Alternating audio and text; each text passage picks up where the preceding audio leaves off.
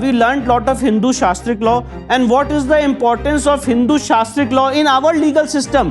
This is a very unique case where Hindu lawyers were reading Quran and Babarnama and Muslim lawyers were reading Ayodhya, Mahatmya, Iskan, Puran and various scriptures to contradict each other. So Ram Mandir case is a very unique message for the entire world that if such kind of civilizational disputes occur, it can be solved through judicial mechanism, it can be solved through a democratic process. Namaste and welcome to this episode of the Oddcast Show. Today we are joined by a cosmic personality, Supreme Court lawyer Shri Vishnu Shankar Jain ji, who won the Ram Mandir case for us.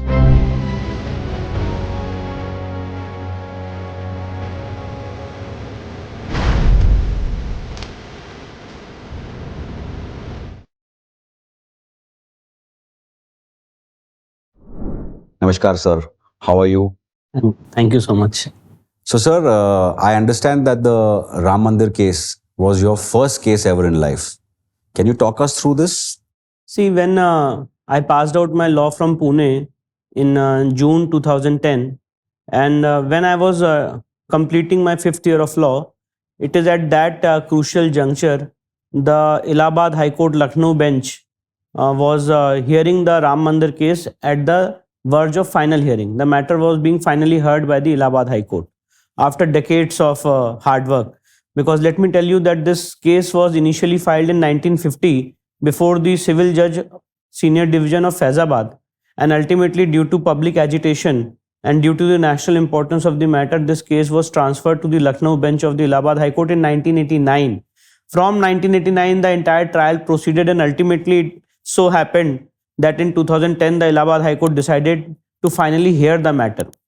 So when I was finishing my law, the Allahabad High Court was hearing the matter finally, and at that point of time, I got the opportunity to enter my appearance in the said case and also learn from various seniors who have appeared in the case, like Mr. Ravi Shankar Prasad, my father Hari Shankar Jain. Various eminent lawyers were giving their arguments and submissions in that case. So I participated in that case, and it was a very divine experience, let me tell you. It was not just a case, because when we are into a law college, we generally understand that you have to represent a client and it has to be very professional, and there are some commercial interest involved. This is a very unique case, Ram Mandir case, where there is no commercial interest involved. For a particular piece of land, two communities are fighting. For one community, it's a divine, a pious piece of land, and for the other community, it was you can say, it was their zid that they have to be there in that particular place. So it was a very unique case and a very divine experience, because all the lawyers and the entire team who was working in that case, they were feeling that they are giving their divine intervention, they are doing their divine duty in that case. It's like a puja for them when they are going and arguing in that case, or whatever they are doing. Even if a clerk who is going for taking photocopy, in that case, he was feeling blessed that he is able to do something in this case. So that was the kind of energy which was involved in Ram Mandir case. Everyone was feeling that they are doing something like a glahari, like a squirrel. So that was the feeling, and with that feeling, I had also participated in the hearing, and we learned a lot as a lawyer, as a professional. We learned a lot from Ram Mandir hearing when we were arguing before the three. Let me tell you that this matter was being heard by 3 judges bench of the Allahabad High Court. Justice Sudhir Agrawal, Justice S.U. Khan and Justice Dharmveer Sharma. So 3 honorable judges of the Allahabad High Court were hearing this civil suit, which is very rare, because generally a civil suit is being tried by a civil judge senior division. Correct. And ultimately, even if it comes to the High Court, it goes before a single judge. But since the matter was so important, and since 2 communities were directly involved, it was a representative suit. Let me tell you this concept also, because suppose you are not a party in Ram Mandir case. I am not a party, but then also it is binding on you. Right. So this is the concept of representative suit, that when a case becomes a representative suit, the judgment or order passed in that case is binding upon both the communities. So since it was such an important matter, it was heard by 3 judges bench of the Allahabad High Court, and it was a very divine experience. Energy was just flowing in that case, and research, the judgments, the evidence which Swami Rambhadracharya gave. In this case, he told us that what is the important, because the question was asked that why Ram Mandir is so important for you, why this place is so important for you. and it was answered in a very professional, in a very clinical manner, in evidence, in witness box by Swami Rambhadrachar. He gave various shastra and sloks as to tell us the importance of Ram. We have also cited the evidence of Guru Nanak Dev in 1510, 18 years before demolition. Guru Nanak Dev had taken bath in Saryu River and had took the darshan of Ram temple 18 years before demolition. So the divine experience which everyone has felt in that place, and this was precisely our argument, that Ram temple, even if you demolish, the existence of deity in invisible form stays. Let me clarify this, that everyone understands that if they have demolished a temple, अगर मंदिर तोड़ दिया तो खत्म हो गया, उसके बाद कोई अस्तित्व नहीं है. But it was not the case. It was first time argued in Indian legal history that by demolishing a temple, the existence of the deity does not cease to exist. The deity remains there in invisible form.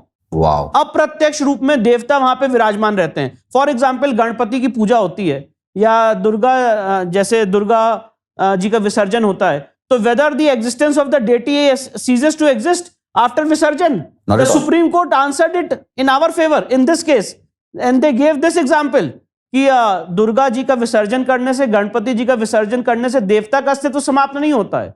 उसी तरह से मंदिर तोड़ देने से देवता का अस्तित्व समाप्त नहीं होता है. By demolishing a temple, the existence of the deity does not cease to exist. What remains is the vow to create a temple. जो आप संकल्प लेते हैं, अगर आप कोई पूजा पाठ करते हैं तो सबसे पहले आपको पंडित जी संकल्प करवाते हैं ना. बिल्कुल. तो जो संकल्प आप लेते हैं, जो राजा महाराजा ने संकल्प लिया होगा मंदिर स्थापित करने का, वो संकल्प अमर है, अमिट है, अजर है, अमर है. तो वो संकल्प कभी खत्म नहीं होता है. तो what ever wow, a legal obligation, a legal duty a bhakt has taken to consecrate a temple, that legal obligation Supreme Court has given it a juristic personality. Wow. That it will remain till the end of time. जो आपने, कुणाल जी ने आज संकल्प लिया है कहीं पे मंदिर स्थापित करने का, भले ही कालांतर में ऐसा हो सकता है कि वो मंदिर कोई तोड़ दे, पर वो जो संकल्प है कुणाल जी का मंदिर को स्थापित करने का, उस संकल्प को समाज, आपका बेटा, मैं, कोई भी उसके ऊपर लॉ केस चला सकता है, क्योंकि वो संकल्प जो है वो ज्यूरिस्टिक एंटिटी है. Wow. ये सुप्रीम कोर्ट ने राम मंदिर के केस में कहा है. ये बहुत कम लोगों को पता है और यही बात आर्ग्यू की गई थी. फॉर एग्जाम्पल, जैसे हम लोग कहते हैं कंपनी है, तो everyone says a company will never cease to exist. The directors may come and go, but the company will remain to go on. In the same manner, the Hindu deity or a temple, once it is consecrated, it will remain to be a Hindu temple till the end of the time. Forever. And for that purpose, the vow which has been taken by a bhakt to consecrate a temple, that vow will have a legal obligation, a juristic personality. So all these concepts were argued by my senior Mr. Parasaran, by Mr. Hari Shankar Jain, and we learnt a lot from this case. It was a very divine energy, and I think ultimately Ma Saraswati was helping us. It was, I can't express this experience to you in words, because I was very fortunate to be a part of that case. But we learned lot of Hindu Shastric law, and what is the importance of Hindu Shastric law in our legal system was a thing which we learned from this case. So ultimately it was very, very amazing to be a part of that case, and ultimately whatever was held in Ram Mandir case became you can say a picking point for us to start other legal battles. So, sir, one of the questions I had is, since you mentioned the divinity of this case, yes, a lot of people today say that the Hindus patiently waited for literally 600 years to get this temple back. And even when the temple was demolished for so many centuries, they never stopped going there. They always went and lit a diya. They did the peripheral, the circumference, that they took the rounds of the temple, etc. They did all that regularly every day. And finally, when this moment has come, people are now not calling it just a civilizational moment, but they're also calling it a cosmic moment. So, for example, there are other religions which have not been able to reclaim things like Jerusalem. So, I just wanted your perspective on that why are they calling it a cosmic moment? See, you have asked a very interesting question. Ram Mandir case is a very unique case, not just for Bharat. It's a very unique case, and it's a darshan. It's an example for the entire world. Because as you have mentioned the example of Jerusalem, in Jerusalem dispute from past 2000 years, three big major religions, Abrahamic religions, who have given us the narrative of secularism, they are not able to solve the dispute of Jerusalem. All the major countries in the world have been participating in the dispute of Jerusalem. The United Nations has intervened in the matter. But from past 2000 years, the dispute of Jerusalem is not being able to solve, is not being able to be solved till today. But Ram Mandir is a very unique case where the Indian judiciary has given a message to the entire world that in such kind of civilizational battle, we can solve the dispute through democratic means, through the means of reason, through the means of arguments, through the means of logic, and we can solve this dispute. So Ram Mandir case is a very unique message for the entire world that if such kind of civilizational disputes occur, it can be solved through judicial mechanism, it can be solved through a democratic process. Now, very interestingly, in this entire case, the very interesting part is, and this was, I think, one of the most important features. Why? Because many people come up with a fake narrative that Ram मंदिर में तो आपको बस दे दिया, आपका तो कोई उसमें क्लेम है नहीं, आपकी आस्था के आधार पे दे दिया. These kind of talks you will hear on various news channels and social media by the Muslim clerics. But the fact of the matter is, what you have asked, I'm answering your question. In Ram Mandir case, as I have told you that before demolition, in 1510, Guru Nanak Dev had visited the spot. Before that also, there is Skand Puran. In Skand Puran, there is Ayodhya Mahatma. In Ayodhya Mahatma, specifically the importance of Lord Ram is mentioned. The importance of Janbhoomi is mentioned. Where Janbhoomi is existing, that entire description is mentioned. कि सरयू से ईशान कोण पे वहां पे जन्मभूमि है. All these things are mentioned in Ayodhya Mahatma of Skand Puran. So it is not that it was just a belief or faith which was created due to political reasons. It was a belief or faith for Lord Ram which was existing at that place from time immemorial. Where Lord Ram was born, that place itself is a deity. To go and worship in that place gives you lot of divinity, gives you lot of sense of satisfaction, divine satisfaction, and it's a place of nirvana. So that was the importance of Lord Ram's birthplace, for which we were fighting. Now it so happened that during the argument, it was argued by many people who believe that they are secular, that Babur was a very secular person. He came to Bharat, he came to India without any motive of destruction. So this is a very unique case where Hindu lawyers were reading Quran and Baburnama, and Muslim lawyers were reading Ayodhya Mahatma, Skand Puran and various scriptures to contradict each other. So while we were reading Baburnama, we came up with an interesting incident in Baburnama. So Babur used to have lot of liquor and he was a drunkard. So one day he decided that he will abstain from liquor, consuming liquor, and he destroyed all his liquor glasses. And he took a vow that today I am destroying the liquor glasses, and in the same way I will destroy the idols of idol worshippers. With this vow, he started from Fargana to Ayodhya, and in the journey from Fargana to Ayodhya, all the Hindus were brutally massacred. He did so much of destruction that he killed so many Hindus that from the heads of Hindus he made a pillar. हिंदुओं के sir काट के उसके खंबे बना दिए, इतना उसने डिस्ट्रक्शन किया. So with this agenda he came to Ayodhya, but very interestingly, I don't know what is the conspiracy, it will be solved someday or the other. The 2 pages of Baburnama when Babur reached Ayodhya are missing. Oh. Yes. Before that, the entire journey of Babur is there. After those 2 days, the entire journey of Babur is there. But for those 2 days, when he was near Saryu River, those 2 pages are missing in Baburnama. Where do you think, what is your I don't know, there might be, I smell some conspiracy because earlier there were very rare copies of Baburnama. So, but those 2 pages are not there. So the entire Lucknow bench of the Allahabad High Court relied upon the translation of Baburnama by Beverages. But in that translation also, those 2 pages were not there. I, in fact, went to the National Archives.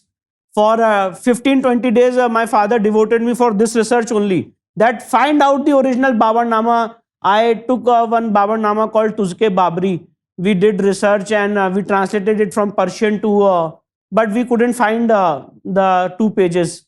or we couldn't find the original Babarnama, that Tuske Babri was also not original. The original Babarnama was with Beverages. Beverages had translated it from Persian to English, but those 2 pages when he came near river Saryu were missing. But be that as it may, so we came up with a very complex situation, because like Gyanvapi, we have a Farman of Aurangzeb. If someone talks to us about Gyanvapi, we can say, ये देखो भैया औरंगजेब का खुद का फरमान है जिसमें औरंगजेब ने मंदिर तोड़ा.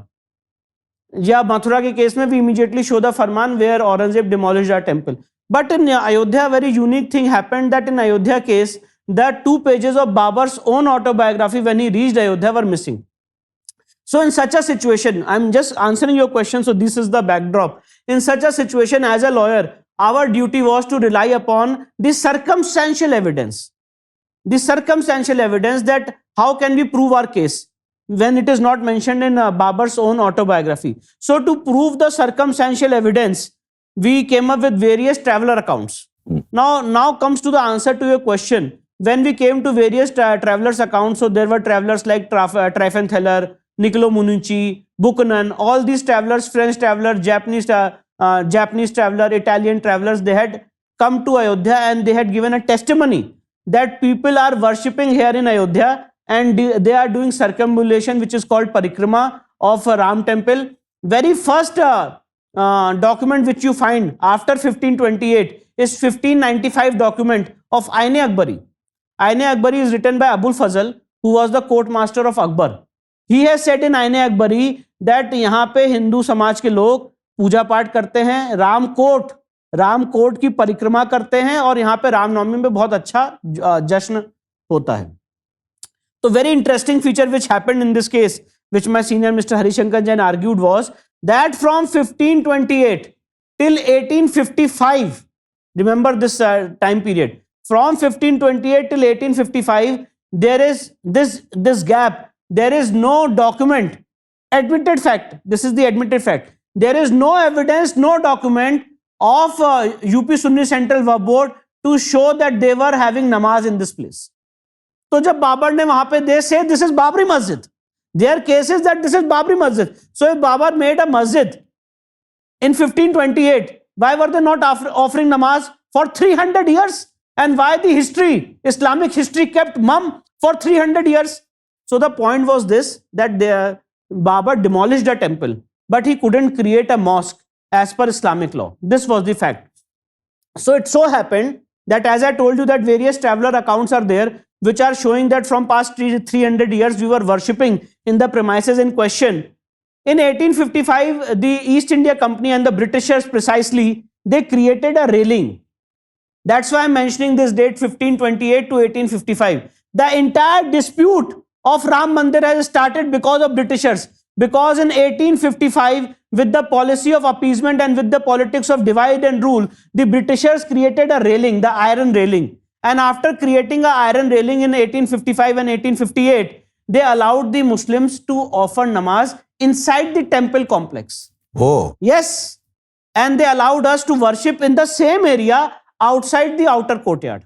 So they were so the 3 domes which you are seeing, inside the 3 domes, the Britishers allowed the Muslims to offer namaz and they allowed us to worship outside the 3 domes, which is called outer courtyard and inner courtyard.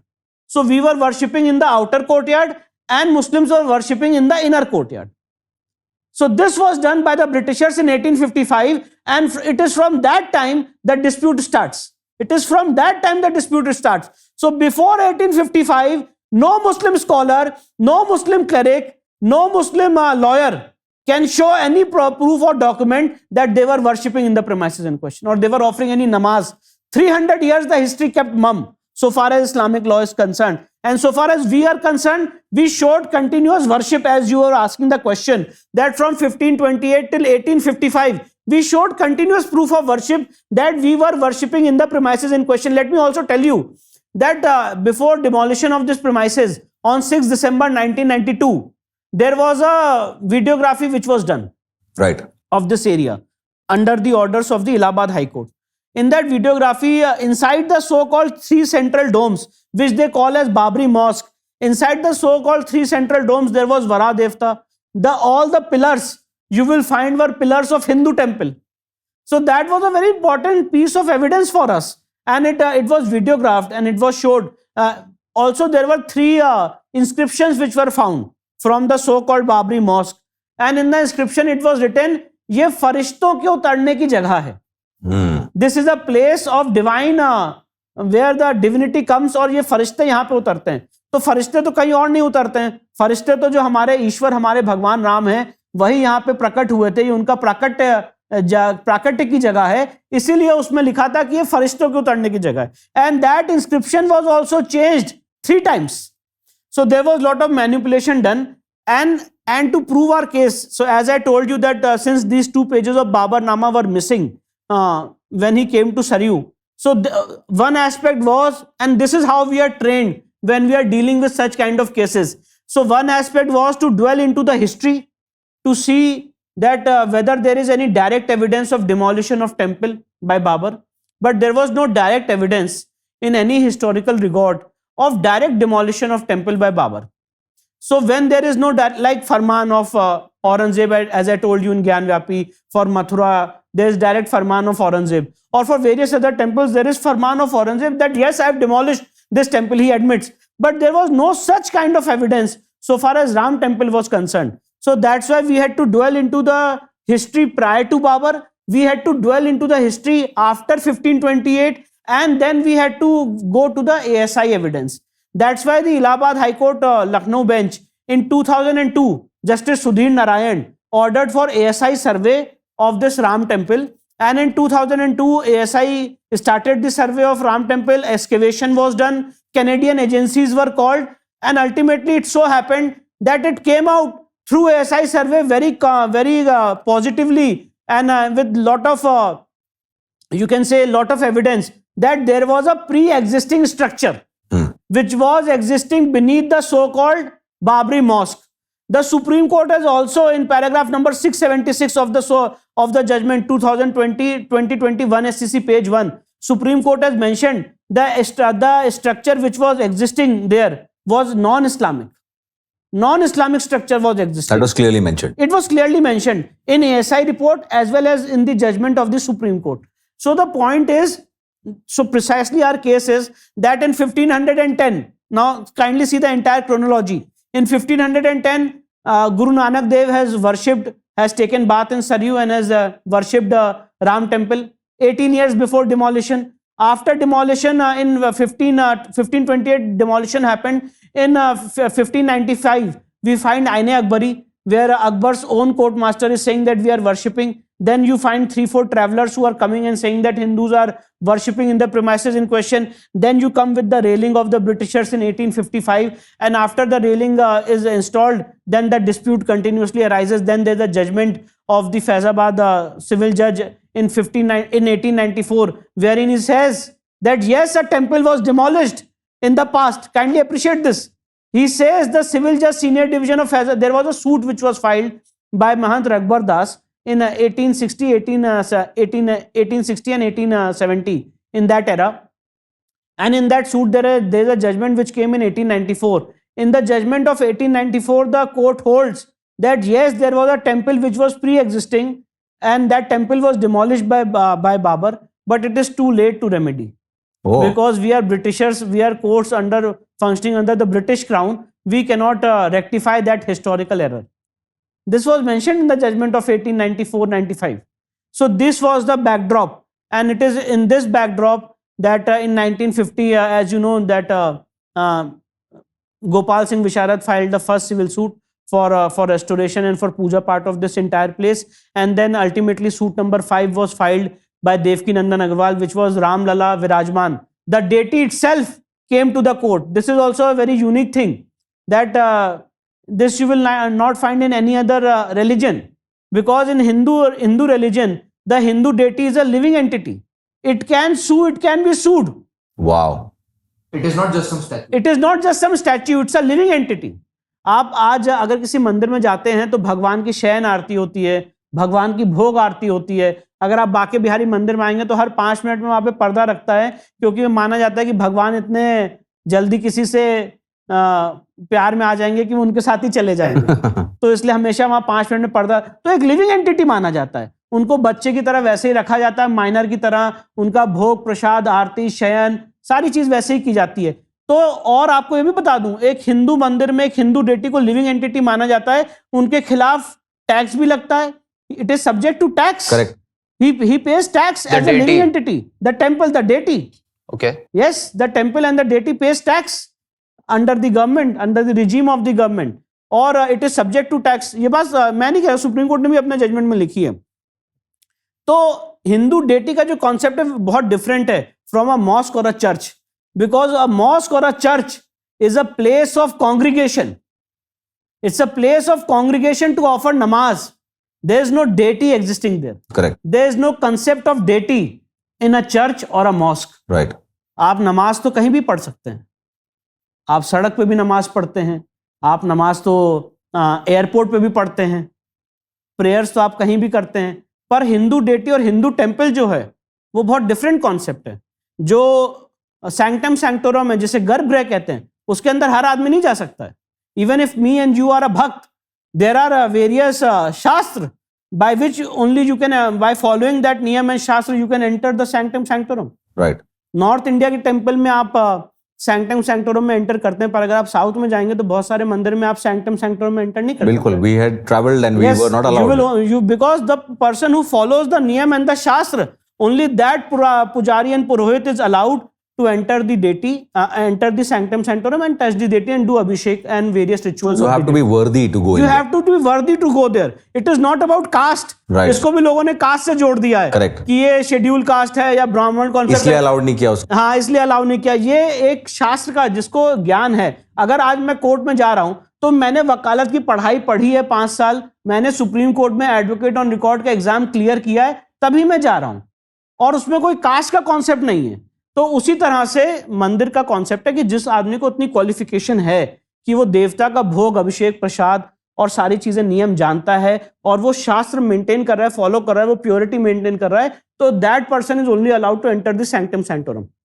तो मैं ये सारी इसलिए बातें बता रहा हूं to come to the question, to come to your question कि सूट नंबर 5 जो अल्टीमेटली सुप्रीम कोर्ट ने अलाउ किया और डिक्री हुआ, and because of that we got the Ram temple, was filed by Ramlala Virajman itself. Wow. Ramlala Virajman through next friend Devkinandan Agarwal. So first suit was filed by Gopal Singh Visharat with right to worship, and suit number 5 was filed by Ramlala Virajman himself, saying that this entire area is my property.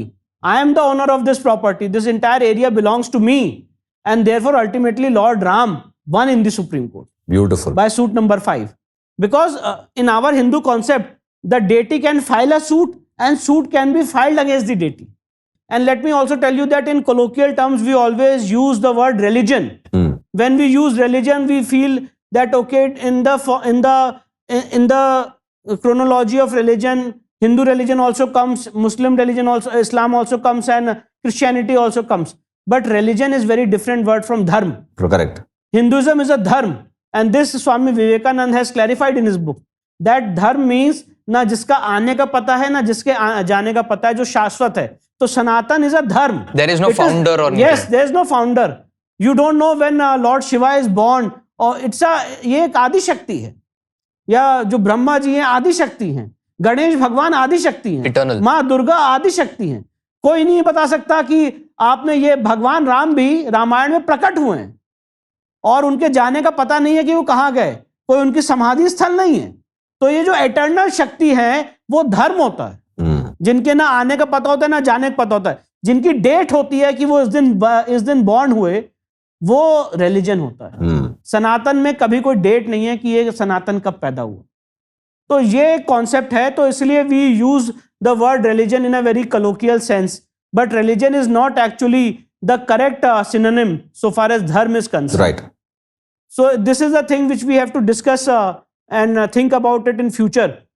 But coming back to your question, my point is that these were the level of evidence and this was the level of training. Because of the merit of this case, we had won this case before the Allahabad High Court 2/3, and this because of the merit of this case, we had won the matter before the Supreme Court. And I still say with lot of sense of responsibility on your show that 5 acre of alternate land which has been given by the Supreme Court to UP Sunni Central Waqf Board and to the Masjid Committee is an erroneous judgment. It should not have been given, because the entire fight of Ram Mandir was कि ये तो वैसी बात हुई ना, अगर कोई आपके घर में आ गया, घर के उसने 4 कमरे कब्जा कर लिए और वो कब्जा करके काफी दिन तक रहा, तो अल्टीमेटली आपने 70 साल की लड़ाई लड़ी, लीगल लड़ाई, और उसके बाद उन्होंने आपका घर तो खाली करा दिया, पर आपको कहा, उसी आदमी को कह दिया, उस इंक्रोचर को कि अच्छा आपको बगल में नहीं, 1 कमरा नहीं 5 एकड़ दे रहे हैं, 1 कमरा नहीं, जितना घर कैप्चर किया था 4 ही कमरे कैप्चर किए थे और बड़ा आपको दे रहे हैं वहां पे। तो ये जो 5 एकड़ दिया गया है ये गलत दिया गया है, और इसके लिए भी हमारी आगे चल के जो भी हम चीजें कर सकते हैं वो हम करेंगे। Okay, so sir, I have a very important question to ask. It's regarding people of my generation.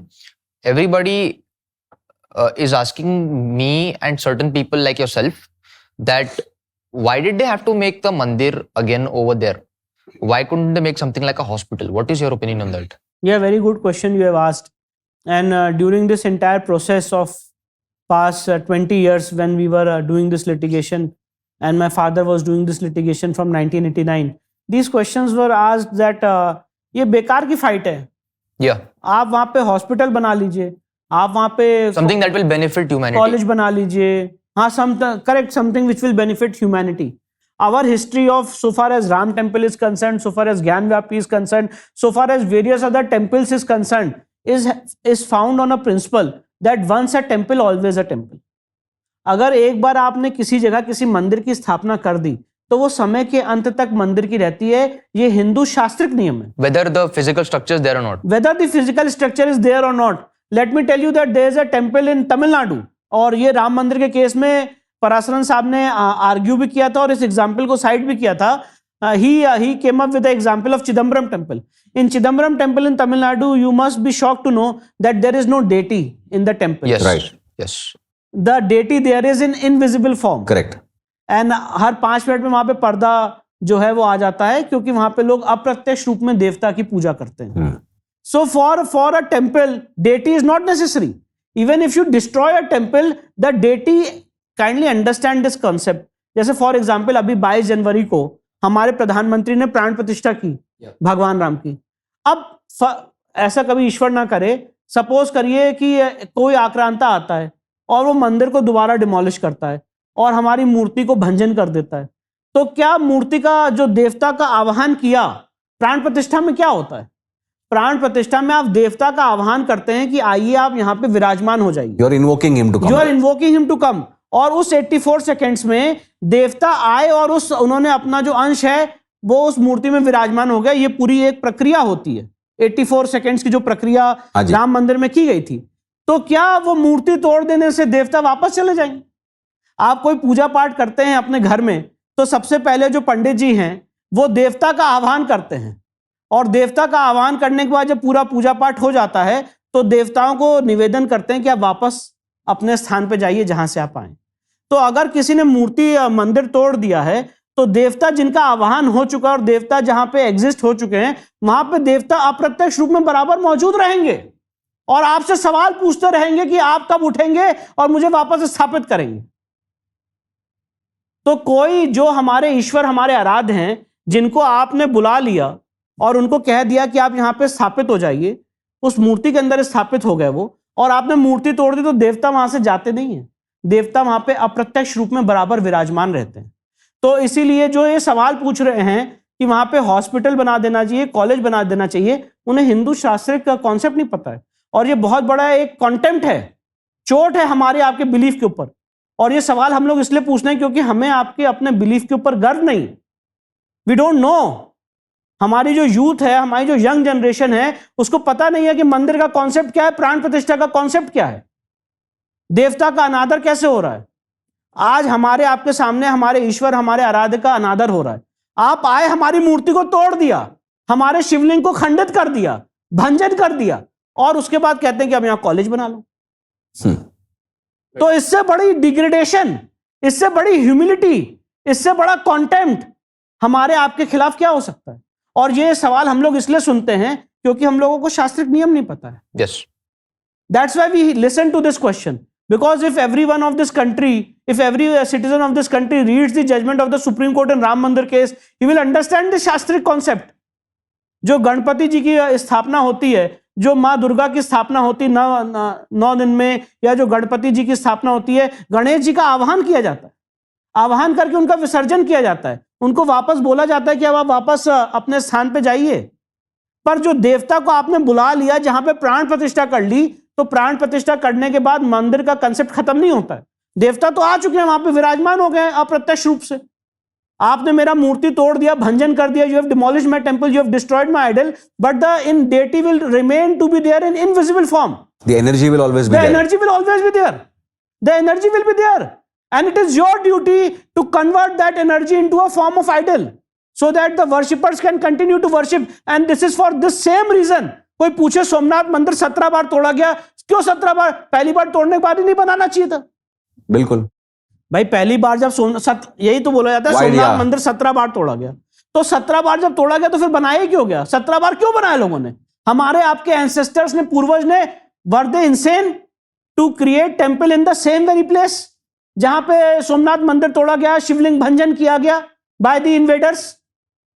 They made the temple at the same very place because they knew this concept that the deity will remain to be there in invisible form. और जब वहां पे दोबारा शिवलिंग स्थापित किया गया तो देवता वहां पे वापस इनविजिबल फॉर्म में आ गए। ये बहुत बड़ा कॉन्सेप्ट है कि जब आपने देवता का आह्वान करके प्राण प्रतिष्ठा कर दी और देवता वहां पे स्थापित हो गए, प्रत्यक्ष रूप में स्थापित हैं, because deity is there, you can see the deity. आप मूर्ति को दे सकते हैं, आइडियल को दे सकते हैं, तो देवता वहां पे प्रत्यक्ष रूप में स्थापित हैं। पर किसी आक्रमणकारी ने, किसी इन्वेडर ने अगर उस मूर्ति को तोड़ दिया है तो देवता वहां पे अप्रत्यक्ष रूप में रहेंगे।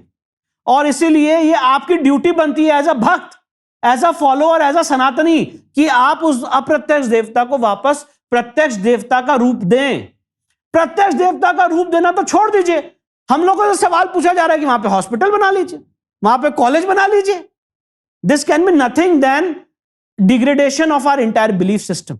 And that's why Somnath temple, let me again come, 17 बार तोड़ा गया, 17 बार इसीलिए बनाया गया कि वहां पे देवता अप्रत्यक्ष रूप में रहे। नहीं तो क्या जरूरत थी? पहली बार ही जब तोड़ दिया था उसके बाद बनाने की जरूरत ही नहीं। मंदिर तो टूट गया, खत्म हो गया। तो मंदिर का जो कॉन्सेप्ट है और जो मॉस्क और चर्च का कॉन्सेप्ट है, इसमें बहुत बड़ा फर्क है। राइट। और जो लोग सेकुलर अपने आप को कहते हैं, the people who think that they are talking about humanity, we should ask them that is it humanity to demolish an idol? Is it humanity to crush an idol? Is it humanity to demolish or destroy a civilization and talk about building a hospital there? Is it humanity? For me, no. Personally, no. definitely not. Because why see, the point is this, that you want to do something in our centers of belief. Yeah. Why they are demolishing temple only?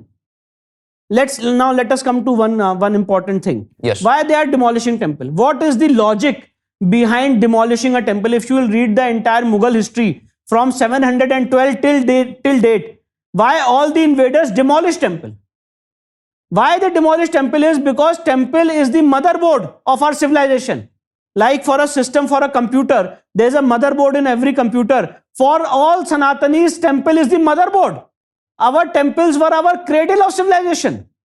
हमारे जो temples थे, they were not just places of devotion. They were places of cultural heritage. They were places where we used to do congregation. There were places where we used to do educational learning. Vibration, energy. Vibration, energy, आपको knowledge, आपका जितने संस्कार होते थे, चाहे जनेऊ संस्कार हो, यज्ञोपवीत संस्कार हो, आपके जो शादी ब्याह हो, आपकी जो एजुकेशन सिस्टम हो, वो सारी चीजें टेंपल में होती थी, हब में होती थी। जैसे supreme court is the centre of justice today, high courts are centre of justice today, civil courts are centres of justice so far as that district is concern. उसी तरह से हमारी कल्चरल सिविलाइजेशन के लिए temples were centre of our entire energy. हमारा जो entire process था मंदिर से ही शुरू होता था। सारे सनातन जितना आप अगर इसका अध्ययन करेंगे तो temples were not just temples of just to go and pay your homage to the deity, it was a place for us to do various other things. अगर आप औरंगजेब का फरमान पढ़ेंगे, so far as Kashi Vishwanath is concerned, in that फरमान Aurangzeb has written that go he directed to his commanders that go and demolish the temple of Vishwanath at Banaras because there the foolish Brahmins are teaching their wicked sciences. So that's why with that concept temple was demolished. They were not just demolishing a temple, they were destroying a civilization. Kindly understand it, my friend. They were not just demolishing a temple, they were demolishing and then demoralizing the entire civilization. If you will go to Qutub Minar में क्या लिखा हुआ है कि ये जगह 27 जैन मंदिर और हिंदू मंदिर को तोड़ के उसके मलबे से बनाई गई है. And what is the name of mosque? Quwwatul Islam Mosque. And we are so foolish that we go there in Qutub Minar, eat popcorn with our children, and we do sightseeing and come back. We don't ask this question कि यहाँ पे ये पूरा एक वैदिक gallery है जहां पे गणेश जी उल्टी अवस्था में रखे हुए हैं, जहां पे हमारी मूर्तियां कटी हुई रखी हुई हैं, and we take selfies there and come back and post it on social media because it's a tourist spot. They have made our temple into a tourist spot, and the name of the mosque is Quwwatul Islam Mosque. Quwwatul Islam means to show the might of Islam. And when you will ask this question, तो कहेंगे, आपको confuse करने के लिए कहेंगे, अरे छोड़िए सब में क्या रखा है, आप हिंदू मुस्लिम कर रहे हैं, यहाँ पे हॉस्पिटल ही बना लेते हैं. These are all these strategies so that you don't raise the core argument which I cited before you today. Right. So, sir, I had one question here that the fallout after this happened, Places of Worship Act. Yeah. That's what I want to get into because I read it as a layman. I'm not a lawyer. But can you explain what is the motive behind this law and what is this law? What is this? Why is this so confusing and why is it so talked about? See, Places of Worship Act is a very draconian piece of legislation. Let me tell you that this is the blackest law which this country and which the parliament can ever legislate. Because ultimately, see, there are two interpretations to Places of Worship Act. First interpretation is interpretation which is given by the secular world. And the interpretation which is given by the secular world is, which you all would have understood, and because of that interpretation only this question is arising, that whatever has happened on 15th August 1947, whatever is the situation of 15th August 1947 of any religious place of worship, it will remain to be the same, and for changing that character no case can be filed. This is the narrative. This is the interpretation which has been given by Mr. Owaisi also, a very important barrister of this country. This is the interpretation which is given by various secular stream of sections of the society. So now let us analyze so far as this interpretation is concerned. So the interpretation is that whatever has happened on 15th August 1947 with the religious place of worship, you cannot change that character and you cannot go to the court to change the character. मतलब status quo maintain करो. Status quo और आप court नहीं जा सकते. हाँ. Just underline this word that you cannot go to the court. And they argue that this is the basic structure of the constitution. ये संविधान की मूल संरचना है. This is the basic structure. Now coming back to the answer. First of all, Places of Worship Act is completely unconstitutional because Dr. B.R. Ambedkar, when he was asked with this question, that according to you, what is the soul of this constitution? He said, the right of the people to approach the court. Article 32, the right of judicial remedy, the right of judicial review is the core, is the soul of this constitution. So if Places of Worship Act, if that interpretation exists, which has been given by the barrister, if that interpretation exists, so it is completely against the basic structure of the constitution because it is taking away a right to go to the court. Right. Ultimately, if a civilization has an issue, suppose if I am coming up with the argument that Gyanvapi is not a mosque, Gyanvapi is a temple, how can I solve this dispute? Will I come on the streets? Then it will convert into a completely different situation where there will be law and order problem. So what's the democratic way to solve it? That if there is a dispute between two communities, you come up to the court with your arguments, with your books, with your research, with your historical research. They will come up with their documents, and ultimately the court will decide that what is right, what is wrong. Right. In Ram Mandir case, this question had arisen that whether whatever has happened in the past, can the sovereign today rectify it? The Supreme Court answered that yes, if the sovereign recognizes that whatever has happened in the past is illegal, that today the sovereign can rectify it. So the Indian judiciary is performing sovereign functions. So that's why we go to the court. So the interpretation which has been given that Places of Worship Act takes away the right of judicial remedy Because ultimately, what are they arguing? What is the barrister arguing? He is saying that nip it in the bud. If Gyanvapi litigation has arisen, इसको यहीं पे खत्म कर दो, court मत जाने दो, यहीं पे खत्म करो, वो जैसे एग्जिस्ट कर रही वैसे ही रहने दो. पर यही चीज मैं बता रहा हूं, ये गलत है, क्योंकि आपको कोर्ट जाने का जो अधिकार है ये फंडामेंटल राइट है और ये basic structure of the constitution है. डॉक्टर बी आर अम्बेडकर ने बात कही है, पहली बात. दूसरा, जो ये नैरेटिव बनाया गया और जो एक्ट में लिखा हुआ है बहुत गलत है. दोनों बहुत अलग है. हम बहुत शिकार हुए फेक नैरेटिव का. We are actually a victim of fake narrative. What is written in the act and what the barrister is arguing is very different. Act says that whatever is the religious character of a place of worship as existing on 15th August 1947, that will remain to be intact. So for example, suppose this area is a temple. I come and offer namaz here. Will the religious character of this area change? Answer me. Very, very difficult to... Suppose if there is a temple existing, and as someone comes and offers namaz there. No, it will not change. It will not change. How can it change? I enter into a mosque and I offer my worship there. मैं किसी मस्जिद में घुस के पूजा कर लेता हूँ, क्या मस्जिद का धार्मिक स्वरूप बदल जाएगा? बिल्कुल नहीं. अगर कोई मंदिर में घुस के नमाज पढ़ ले, मंदिर का धार्मिक स्वरूप बदल जाएगा? बिल्कुल नहीं. तो प्लेसेस ऑफ वर्शिप एक्ट यही तो कहता है कि 15 अगस्त 1947 को जो जिस जगह का धार्मिक स्वरूप था वो वैसा ही रहेगा. तो धार्मिक स्वरूप क्या था 15 अगस्त 1947 को, इसके लिए तो केस फाइल हो सकता है. और जो मैं आपके सामने आर्गुमेंट दे रहा हूं, ये सिर्फ मेरा आर्गुमेंट नहीं है. जो बनारस की कोर्ट है, डिस्ट्रिक्ट कोर्ट ऑफ वाराणसी, उन्होंने 12 सितंबर 2022 को ये होल्ड किया है कि धार्मिक स्वरूप तय करने के लिए केस फाइल हो सकता है. इलाहाबाद हाईकोर्ट ने 31 मई को होल्ड किया है कि धार्मिक स्वरूप को तय करने के लिए केस फाइल हो सकता है. इलाहाबाद हाईकोर्ट में जस्टिस रोहित रंजन अग्रवाल का जजमेंट आया है 17 दिसंबर को, 17 दिसंबर 2023 को. उन्होंने भी यही बात कही है, to determine the religious character cases can be filed. But can this law be abolished now, sir? No, that see, two things are there. First of all, we have a interpretation Right. so far as places of worship act is concerned in our favor. Right. The interpretation is which I am giving you Right. by way of an example कि अगर मैं किसी मंदिर में घुस के नमाज पढ़ लूं तो मंदिर का धार्मिक स्वरूप खत्म नहीं बिल्कुल होता है और उसके लिए हम केसेस फाइल कर सकते हैं कि धार्मिक स्वरूप क्या था. तो ये बात भी कोर्ट ने कही है कि केसेस फाइल हो सकते हैं. अब ये हमारे लिए ड्रीम सिचुएशन होगी कि places of worship act repeal हो जाता है और उसके लिए I have challenge the constitutional validity of places of worship act before the supreme court, which is supreme court has issued notice to the central government and I think it will be coming up for hearing in the month of July. It's a dream situation for us that places of worship act is repealed और it is declared unconstitutional by the supreme court. But till the time it is done, there is a logical interpretation so far as the wordings of places of worship act is concerned, and because of those interpretations these lawsuits are going on. Right. Because see, even if places of worship act is not there, it will make no impact. Right. If places of worship act is repealed today, Correct. what will be the impact?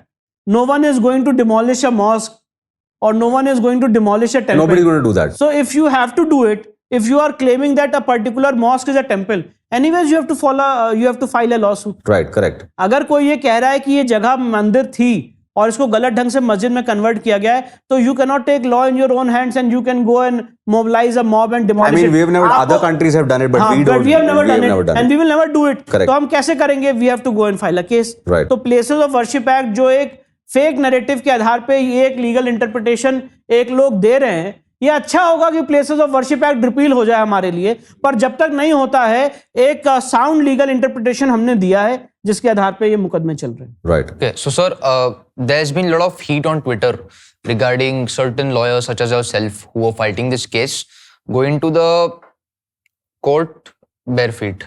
Why? See, my senior Mr. Parasaran was going to the court bare feet when Ram Mandir case was there, because it's like not just a case for us, it's like a puja for us. It's like our ahuti to this yajna on behalf of all the lawyers. So no one can force you to wear shoes. You can force me to wear my band. What is written in the Advocates Act is to wear a band, to wear a coat, to wear a gown. These are the mandatory requirements of the Advocates Act as a uniform. But you cannot force me to wear shoes. If there are many lawyers in the Supreme Court during Sabrimala time, they come barefoot to the court Right. for those 40 days. ये हमारी आस्था है. ये हमारी आस्था है. कितने ऐसे lawyers हैं जो टीका लगा के सुप्रीम कोर्ट में आते हैं, कितने ऐसे लॉयर्स हैं जो सुप्रीम कोर्ट में हिजाब पहन के आते हैं, कितने ऐसे लॉयर्स हैं जो सुप्रीम कोर्ट में ऊंचा पैजामा पहन के आते हैं, शेरवानी पहन के आते हैं, दाढ़ी रख के आते हैं, टोपी पहन के आते हैं। तो ये उनकी आस्था है। और सुप्रीम कोर्ट ने यही बात तो हिजाब के जजमेंट में कही है कि जो आदमी जो पहन रहा है उसको मत आप डिस्क्रिमिनेट करिए। So it's our devotion, It's your right to follow your religion. Right to follow my religion. Supreme court में जो सिख कम्युनिटी है वो किरपान रख के आते हैं। Okay. So, sir, I had a question here that, apart from this, there are some other odd laws that I wanted to talk about. One is the Waqf Board Act. Yes. So, what is the Waqf Board Act? What does it signify? What does it do? See, the very interesting question you have asked. After this Narasimha Rao government is known for the draconian laws which they have made, and all these laws have turned to be anti-Hindu. The first law is Places of Worship Act, and the same government within the span of 4 years brought another law which is known as the Waqf Act 1995. Now in the Waqf Act 1995, let me take you through certain provisions of the Waqf Act 1995 to tell you and your viewers that how draconian this law is, and there is no comparison so far as Waqf Act is concerned with any other law in this country. So in the Waqf Act 1995, let me tell you, when me and you, if I say that Taj Mahal is a Hindu temple, my friend might laugh at me that, sir, what are you talking? How can Taj Mahal be a Hindu temple? But my friend, let me tell you that Taj Mahal has been declared as Waqf property by UP Sunni Central Waqf Board. And I mean, they can just declare it. Yeah, they can just declare it. They have the right under the act. And the Archaeological Survey of India is in appeal before the Supreme Court. The Supreme Court is asking the Waqf Board that please give us the Farman of Shah Jahan. Till date, they have not been able to show the Farman of Shah Jahan. So Waqf Act 1995, I am giving you certain examples. You know that in Tamil Nadu, the entire village has been declared as Waqf property. Correct. Before the advent of Islam in this country, that village and that temple was existing. But that entire village and temple has been declared as Waqf property. In Delhi, 123 prime properties has been declared as Waqf property. In Surat, the entire municipal corporation has been declared as Waqf property. In Allahabad High Court's own land has been declared as Waqf property. See, there is one concept in law: power corrupts, and absolute power corrupts absolutely. If you give an invader, if you give a person absolute power, he will use it to your disadvantage. He will use it to your disadvantage. So under the Waqf Act 1995, let me tell you, Waqf Act initially was the Muslim Waqf Act in 1923. There were no draconian provisions in that. Then came the Waqf Act of 1936. You mean it was amended? It was amended. UP Muslim Waqf Act came in 1936, and then the Waqf Act 1954 came. That was also not very draconian. It was so far as Muslims' own personal management of the property is concerned, that was there. This entire concept has started from Waqf Act 1995 to the amendments made in the Waqf Act 1954. Now, what is the scheme of the act? Let me tell you in gist. So, under section 4, 5, 6 and 6 of the Waqf Act 1995, there is a survey which is done for the Waqf property, and that survey is done in every 10 years. And if in that survey your or mine property comes in that survey, we will not come to know. But who does that survey? The Waqf Board does the survey, and the state government bears the cost. So they can just go anywhere and say they will do a survey, they will declare your land. God forbidden, I'm just saying that they said that this khasra number is a Waqf property. So like land acquisition, you will get a notice that boss, your property is getting notified under the land acquisition. It has been notified under section 4 of the Land Acquisition Act 1894. You come and give your objections. Here there is no objection. Here there is no hearing with Mr. Kunal. You will not know only. You will not know only. There will be a survey which will be done by the Waqf Board. They will publish a list, and that list will go to the state government, and state government will make it a gazette publication. So then there is an obligation upon you. Understand this. There will be an obligation upon you that you yourself take a. आपको पहले सपना आना चाहिए कि ऐसा तो नहीं कि मेरी संपत्ति वक्फ संपत्ति हो गई है. उसके बाद आप जाइए खुद से उस गजट को देखिए, उसको निकालिए और 1 साल के अंदर उसको वक्फ ट्राइब्यूनल में चैलेंज करिए. So मतलब you would have not come across any such draconian law जहां पे किसी हिंदू समाज के आदमी को पावर दी हो कि वो किसी भी संपत्ति के लिए सर्वे कर सकता है और उसको अपनी संपत्ति घोषित कर सकता है। तो वक्फ में हो क्या रहा है, सेक्शन 4, 5 और 6 में this survey is conducted every 10 years. In that survey, various properties are included as waqf properties. The person who are aggrieved by that survey, they are not notified about their property being included in the waqf property. And ultimately, the law casts a duty upon that aggrieved person to challenge that order within 1 year. Otherwise, that order will become final. Now, the point is this: we have challenged the constitutional validity of this Waqf Act 1995 and the amendment in 2013 in various high courts. Around 200 petitions we have filed in various high courts, in Punjab and Haryana High Court, in Allahabad, in Supreme Court, various places we have filed. The courts have issued notice, the matter is pending adjudication. The remedy is to educate people. As of now, in this ये जो एक emergency period है, इसमें सबसे बड़ी remedy है to educate people, and that's why I'm here in front of you. इसके बाद ये draconian law यहाँ खत्म नहीं होता है. सेक्शन 4, 5, 6 की तो पावर है ही है, and let me tell you, ये जो सर्वे होता है 10 साल में होता है, पर वो बहुत सुप्रीम रूलर्स रहे हैं इस देश के। अगर इस 10 साल के बीच में भी उनको कहीं याद आ जाता है कि कोई प्रॉपर्टी रह गई सर्वे में इंक्लूड करने से, सो सेक्शन 40 में पावर दी है to declare any property as Waqf property. Section 40 sub clause 1 and section 40 sub clause 3 of the Waqf Act 1995, they have been given the power to declare any property as waqf property apart from 10 years. ये तो जो सर्वे होगा ये हर 10 साल में होगा। And can you tell me any law, और कोई भी आदमी मुझे इस देश में ऐसा कोई कानून बता सकता है कि किसी हिंदू को, जैन को, सिख को, क्रिश्चियन को ये पावर दी हो to declare any property as Waqf property? Allahabad High Court की संपत्ति वक्फ प्रॉपर्टी घोषित कर दी। Allahabad High Court had to fight till Supreme Court that this is the property of Allahabad High Court. This is a mockery of appeasement politics. This is a mockery of vote bank politics. Or then also this draconian provision does not end. So, sir, I have a question that is a little bit away from this topic, but it's based on law. I had gone to the US recently to study, and I came back, and over there's a lot of freedom to do certain things that you can't do over here. The thing I'm specifically referring to is using marijuana. Weed. A lot of people claim that it has a lot of medicinal benefits and certain other properties that maybe other medicines don't have. So, is there any law that is making it legal in India also anytime soon? And why or why not?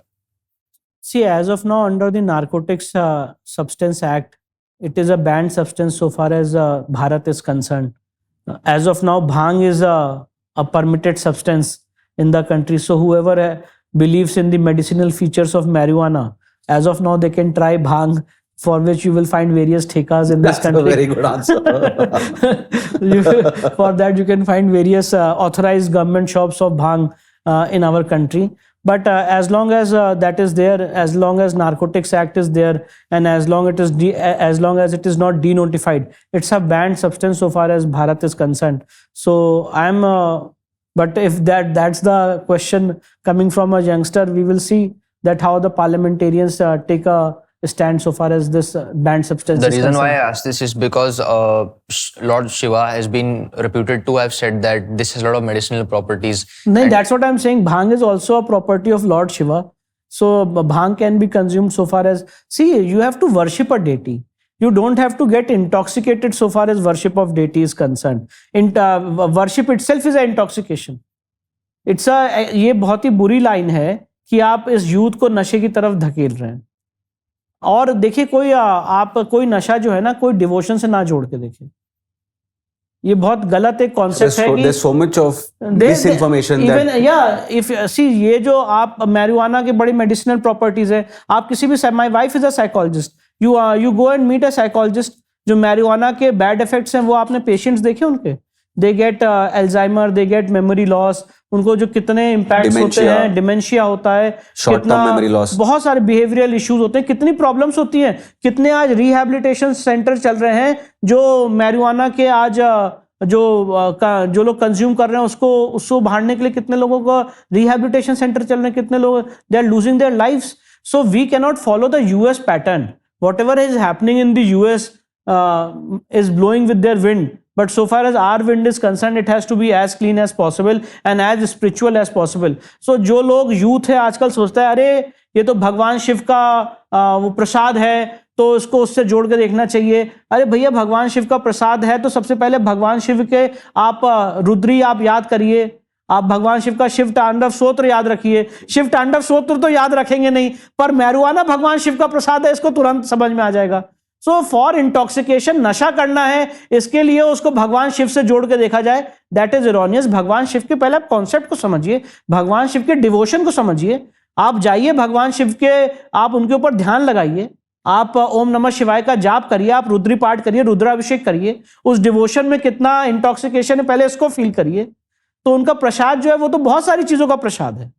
तो उस चीज पे मुझे लगता है हमें ज्यादा concentrate नहीं करना चाहिए। हमें अपने यूथ को अवेकन करना चाहिए कि जो लोग नशे के लिए किसी देवता का एग्जाम्पल देते हैं, ये अपने आप में बहुत गलत चीज है। उन्होंने उस पूरे कॉन्सेप्ट को एक मैच्योर लेवल पे देखा ही नहीं है। अगर आप उस पूरे कॉन्सेप्ट को एक मैच्योर लेवल पे देखेंगे तो शायद यूथ इस तरह की बातें ना करे। और आप कभी भी यूएस को या आज जो एम्स्टरडैम में हो रहा है उसको आप भारत से कंपेयर करके नहीं देख सकते।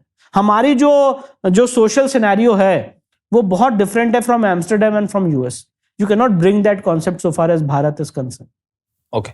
So I had a question that the current government has been very vocal about the judiciary and the collegium, etc., and all those things. What, as per you, is the oddity here? What is going on here? How do we resolve this? मतलब you are talking about judicial appointments or judicial appointments, etc. Judicial appointment is a area which is a matter of concern both for the executive and both for the judiciary, and ultimately this entire tussle has started because of I can say misuse of the power by the Honorable Supreme Court.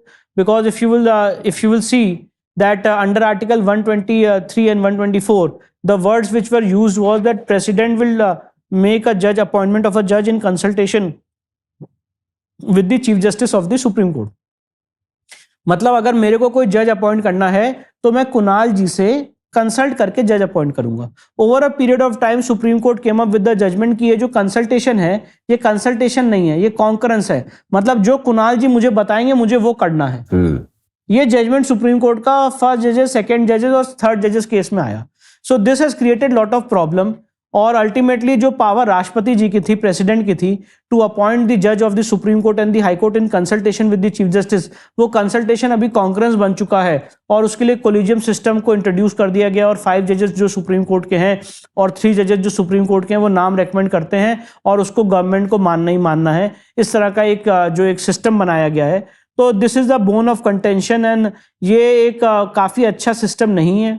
NJAC government लेके आई थी, उस NJAC को supreme Court ने strike down कर दिया, unconstitutional declare कर दिया और वापस से कोलिजियम सिस्टम जो है वो रिवाइव हो गया। पर कोलिजियम सिस्टम एक सही सिस्टम नहीं है। इसमें बहुत ज्यादा नेपोटिज्म है, इसमें बहुत ज्यादा लैक्यूना है और इसमें बहुत सारे जो लीगल फेटर्निटी के लोग हैं वो कोलिजियम सिस्टम से एग्रीव्ड है। बहुत सारे ऐसे डिस्ट्रिक्ट जजेस हैं, मैं जानता हूं personally, they were expecting elevation to the high court but they were not elevated to the high court and they were not told reasons also for not being elevated. तो बहुत सारे ऐसे जेन्युइन लोग हैं जो इस समय हाई कोर्ट्स में प्रैक्टिस कर रहे हैं। they require to be elevated to the high court but they are not being elevated, they are not told the reasons. So collegium system is not the correct system according to me. इसका answer हमारे संविधान में है। in our constitution there is Indian Judicial Services, IJS, और IJS का exam होना चाहिए। जैसे इस देश IFS, IPS, ILS, जैसे यूपीएससी है, यूपीएससी एग्जाम्स कंडक्ट करती है और उसके बेसिस पे लोग उसके आधार पे ही तो होते हैं, IPS बनते हैं, सिविल सर्विसेज में आते हैं, डीएम बनते हैं, एसएसपी बनते हैं और इस देश के एग्जीक्यूटिव को चलाते हैं। उसी तरह से इंडियन जुडिशियल एग्जाम्स होने चाहिए, इंडियन जुडिशियल सर्विस होनी चाहिए, जिसकी संकल्पना हमारे संविधान में है। The provisions are there in our constitution, which is merit based and according to that you should come to promotion to the high court and to the supreme court. So ये जो है मुझे लगता है एक बहुत ही फेयर सिस्टम होगा according to which we can run our judiciary. And it makes a lot of logical sense also. Yeah, आप मेरिट बेस्ड एग्जाम करिए, मेरिट बेस्ड एग्जाम करने के बाद आप उनकी काफी स्क्रूटनी करिए, उसके बाद आप उनका अपॉइंटमेंट करिए, चेक्स रखिए उनके ऊपर, तो मुझे लगता है वो एक बेटर सिस्टम हो सकता है।